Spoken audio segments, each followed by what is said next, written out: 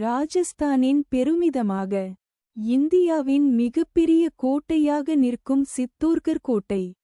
ராஜஸ்தானில் தென்கிழக்கு பகுதியில் அமைந்துள்ள சித்தோர்கர் ஒரு முக்கியமான வரலாற்று இடமாகும். இது பல பழமையான கட்டிடங்கள், அரண்மனைகள் மற்றும் கோட்டைகளை கொண்டுள்ளது. அவை இந்த இடத்தின் அரச வரலாற்றை பெருமைப்படுத்துகின்றன. ராஜ்யத்தின் தலைநகரான மேவார் அலா உத் தின் கில்ஜியின் புகழ்பெற்ற போருக்கு பெயர் பெற்றது. நாட்டின் வரலாற்றை ஆழமாக ஆராய விரும்பும் எவரும் சித்தோர்கரை பார்வையிடலாம். Highlights: birds I view will இருந்து பார்க்கும்போது சித்தோர்கர் கோட்டை மீனின் வடிவத்தில் தோன்றும்.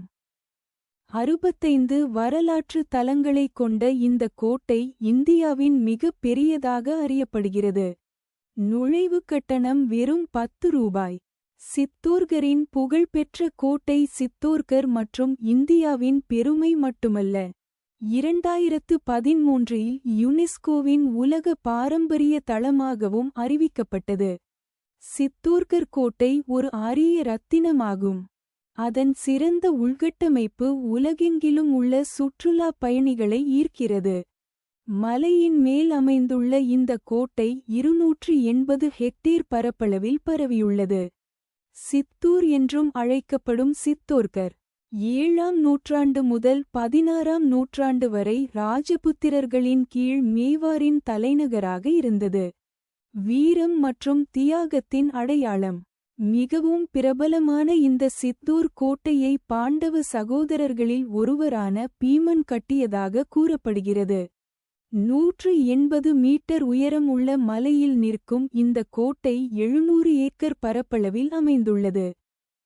அதன் உள்ளே மீரா மற்றும் கும்ப ஷியாம் கோயில் உள்ளது. இது மீரா, கிருஷ்ணருக்கு அர்ப்பணிக்கப்பட்ட ஒரு மர்ம கவிஞருடன் தொடர்புடையது.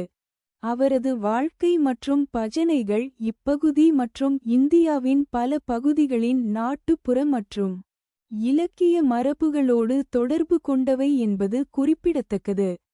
சித்தோர்கர் கோட்டை ராஜபுத்திரர்களின் பெருமை, காதல் மற்றும் தைரியத்தின் மொத்த உருவகமாக இன்றளவும் பெருமையுடன் நிற்கிறது.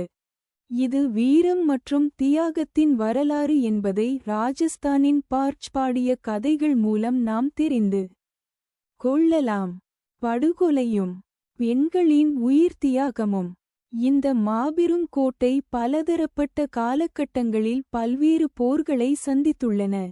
அவற்றில் அலாவுதீன் கில்ஜி மற்றும் அரசர் ரத்னசிம்ஹா இடையே நடந்த போர் இந்திய வரலாற்றில் இடம்பெற்ற மிகப்பெரிய போர்களில் ஒன்றாகும்.